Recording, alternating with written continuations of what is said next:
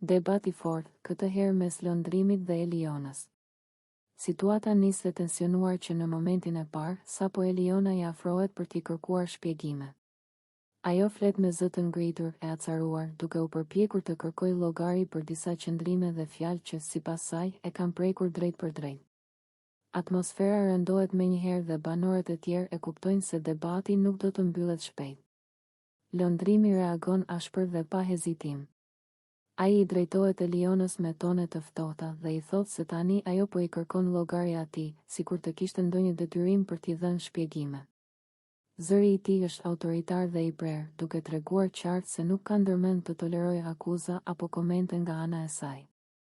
Ai e shikon drejt në sy, pa u tërhequr, duke e bërë përplasjen edhe më të fortë. Eliona përpiqet të flasë përsëri, por Londrimi e ndërpret menjëherë. Ai I thot të ulet aty ku është dhe t'i ndal fjalët, duke theksuar se nuk dëshiron ta dëgjojë më duke folur kot. Tonet e tij bëhen gjithnjë më të ashpra, ndërsa Eliona ndihet e nënvlerësuar dhe e fyer nga mënyra se si po I flitet.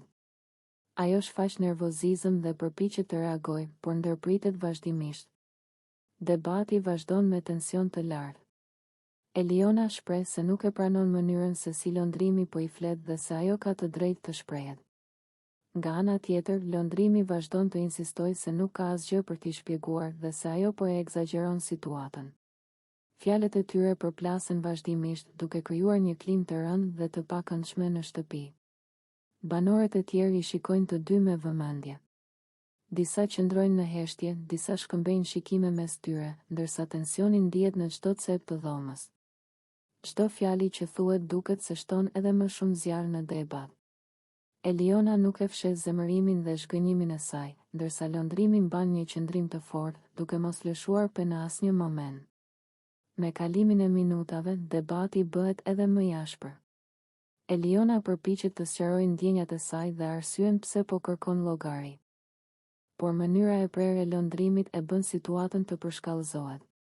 Ai vazhdon t'i kërkojë të heshtë dhe të mos flasë pa arsye, gjë që e bën Elionën të ndihet edhe më e irrituar. Në fund, përplasja mbetet e hapur, pa një zgjidhje të qartë.